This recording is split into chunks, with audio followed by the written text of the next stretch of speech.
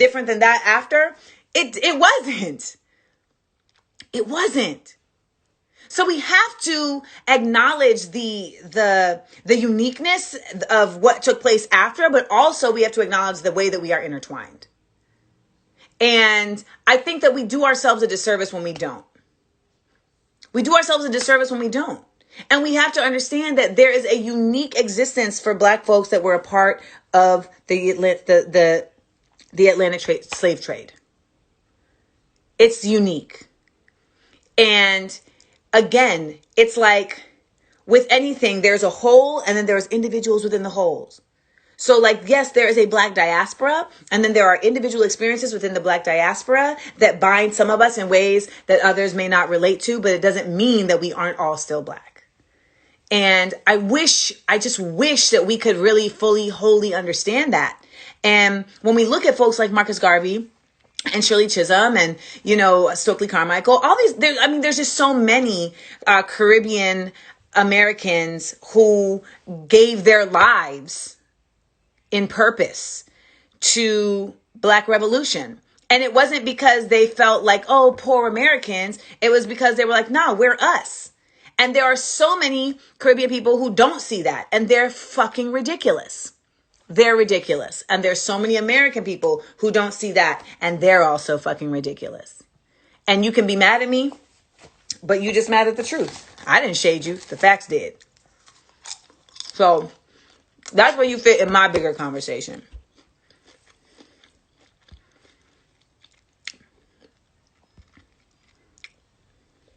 All right. Would I date you? No, I will not date you. I'm in a very happy relationship. And even if I wasn't, I wouldn't date you. We got a lot of emojis going on here. And your IG name is Mr. Imperfect.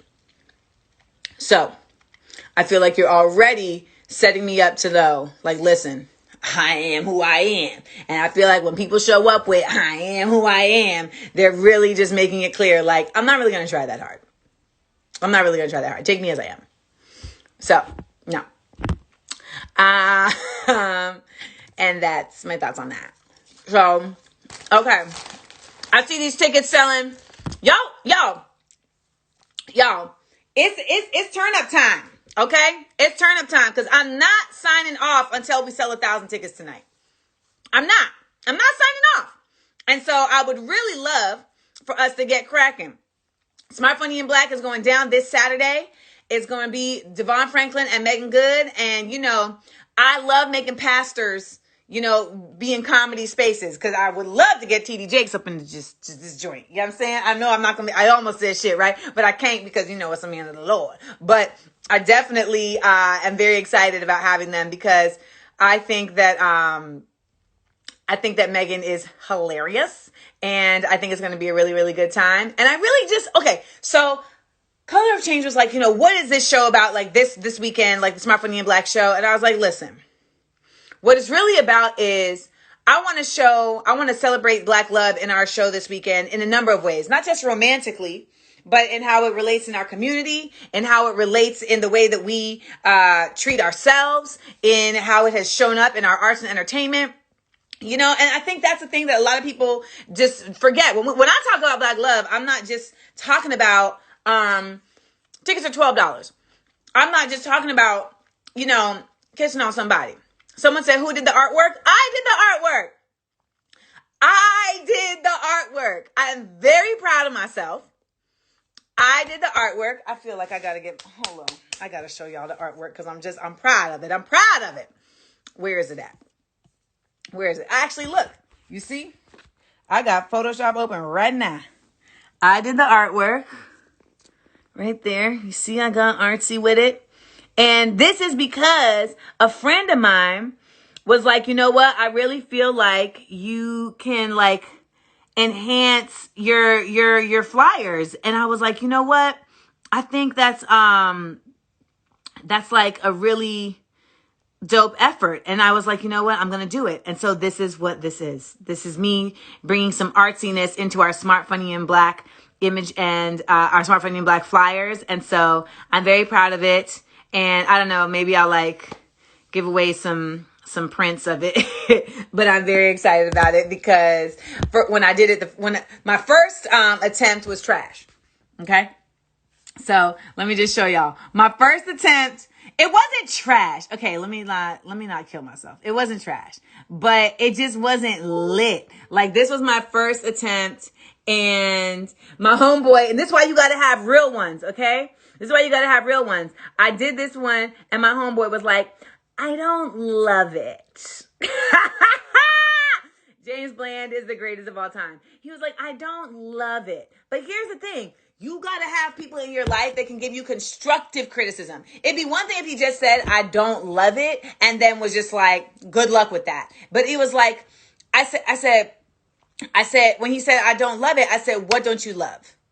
And he was like, it just feels like it's missing you in there. It feels like it's not done. And I was like, okay. And I genuinely hadn't thought of like the next place I could go with it. But I was like, but just him saying that let me know there is other places you can go with it. So start thinking. And so it made me start thinking. And so that's how I came up with this other image. And I was just really, really happy that once I sent it to him again, he was like, now we fucking talking. Now we talking. And I was like, okay, all right.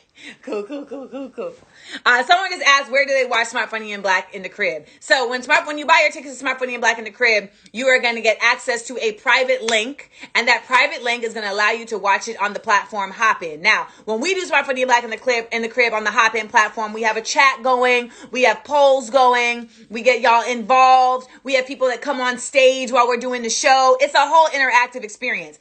My agent told me that this is the best interactive show that he has seen since this whole pandemic started. And the reason why is because I was like, you know what? Wait, what'd you say, Dickie? Dickie said, can we do a ticket giveaway? He will donate tickets. Text me. Yes. Text me and I will do a ticket giveaway. So Dickie, if you don't know, Dickie is the natural hair guru and the founder and icon of Hair Rules, which is where I go to get my hair done. And Dickie is offering to give y'all some free tickets. So, okay, so Dickie is going to donate 10 tickets. Dickie is going to donate 10 tickets, y'all. 10 tickets. So, the first 10 emails I get, okay, here's how we're going to do it. The first 10 people to send a DM saying, I want tickets to our Smart Funny and Black account will get a ticket. The first 10. So head on over after this or wherever, or, sign out, whatever you got to do, and go to @SmartFunnyAndBlack on Instagram and hit us in the DM. And Dickie of Hair Rules is sponsoring 10 tickets. Yeah! Dickie! Okay, so now I got to bring your ass up here. Where you at? Where you at, Dickie? Where you at? Where you at? Where you at? Where you at? Where you at? Where you at? Where you at? Where you at? Where you at? Dickie declined. That means that Dickie is sitting in a bathtub somewhere, being very relaxed. And oh, Dickie's gonna donate 20 tickets. Don't let me say it out loud. You saying it in the chat, and now I'm just like, if you saying it in the chat, Dickie, I'm gonna believe that's what you're doing. Twitch, what up? Dickie said he's in the back. So Dickie from Hair Rules is donating 20 free tickets to Smart Funny and Black in the crib. So if you are one of the first 20 people to send a DM to @SmartFunnyAndBlack on Instagram, then you will get access to the show. Yes. So excited. I told y'all, I'm not signing off. But Dickie said he really is in the tub. I knew it. I knew that nigga was in the tub. I knew he was in the tub. All right, I'm going to bring a random person up here to talk to me. Let's see who is going to be. Let's see who it's going to be. Yeah. Sometimes I don't even know what I'm singing. Okay, so it doesn't want to let me be great. Okay, so let's bring a random person up. See what we doing. See what we talking about. Hey, that one girl, Michelle Simone. How are you? very unimpressed with the fact that she's on right now. Michelle said, No, I am. "Eh." Girl, I am impressed. Michelle, where are you hitting us from? Neptune, New Jersey. New Jersey. Okay, all right, all right. So How was the again, snow? my Wi-Fi's all. What Mine did is you also say? very janky. My Wi-Fi is very government. It's very government. How was the snow? A hot mess. It's a mess. I hate it. Oh, it's the worst. And it's so cold, so it's like ice. It's supposed to snow like 3 more days. Like I think Thursday, Friday, Saturday. It's terrible out here right now. And this is why I moved. This is why I moved. Well, I'm Michelle, while you're here, I mean, do you have any questions? How are you doing in this pandemic? Like, is there anything that's just like that you just want to talk about that's just been burning on your mind? mm, God, I'm kind of nervous. I can't even think right now. Um, no, I really just want to check in and say hi, tell you I love you. I am here. You cracked me up. I'm probably too late to get those tickets on the 23 free tickets because I was busy like request. But Well, you I just made want to say it. hi. You made it Yeah, here, I so made this it is on. cool. This is cool. Excited. Well, it was great to meet you, Michelle. You And too. bundle up, bundle up, stay warm and toasty. And thank you for checking in with us. Thank you. Bye. Bye. All right, y'all keep asking about the question. I don't have a question up on my screen. I don't know what question y'all talking about. Okay, tell us how you know Megan Good. So this is actually how I know Megan Good. I know Megan Good because I reached out to her. Like I literally, when I was doing a Smart Funny and Black show before, I asked somebody, can you connect me to Megan? And they connected me to Megan, and that was that. And so me and her were talking, and she was just delightful. Like Megan is just fucking delightful. And so we were just talking, and there was a schedule thing, and so she just couldn't do it. Fast forward, we ran into each other in the parking lot at Trader Joe's, and and we ended up talking for dumb long. And so we just sparked up a homieship since then, and that's been that. And so Megan is one of the people in this town that I really appreciate because she just really is a light and she's genuine. And I think a lot of folks around here are simply just not. They're dark and they're devilish.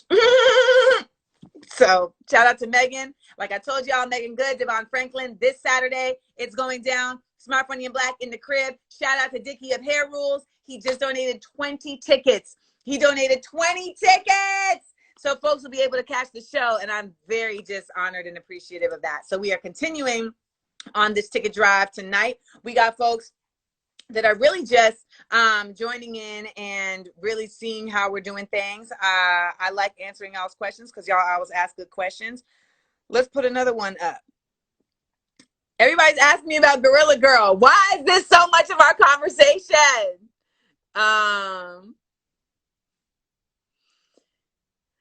Let me see. So someone asked, can I buy a recording of the show? I cannot make Saturday due to prior commitment, but want to support.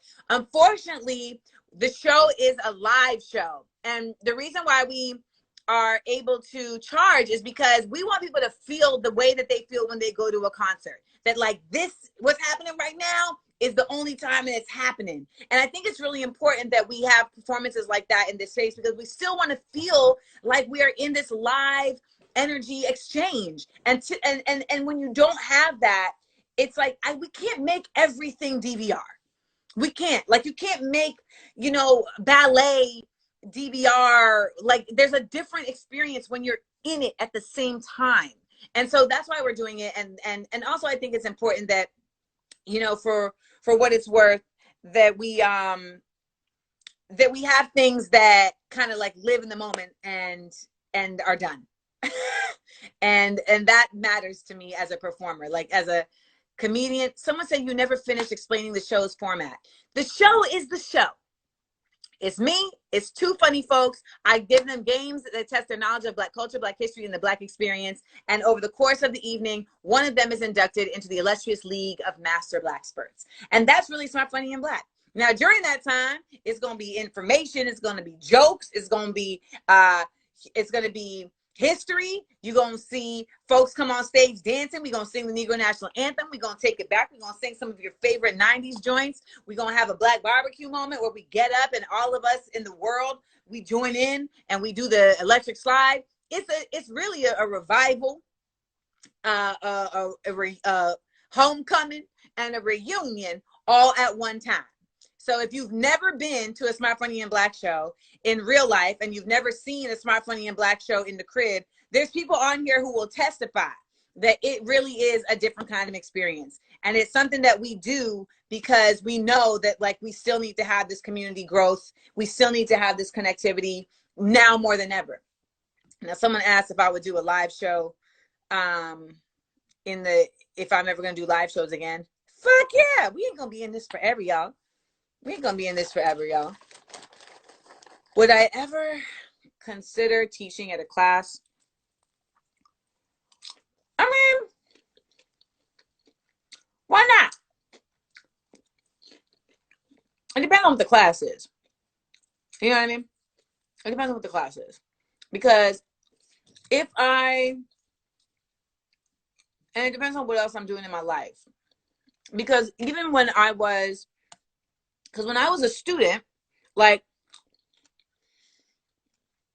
it mattered to me that my teachers were engaged, right? It mattered to me that my teachers were locked in and that they were really, like, focused. And I don't necessarily feel like I could do that right now. I don't necessarily feel like I could be as locked in as I would want to be as a teacher. You know what I'm saying? Or as a professor right now. Because, you know, it's just, it's nothing, it's something I don't take lightly. I have educators that were so integral to my survival and to my my growth. And had I not had them, and had they not really been, like, locked in, I wouldn't have been able to get where I am. So I don't think I could do it right now, but it's something I definitely feel like later in life, were I able to have the time to be truly, like, committed, I would do.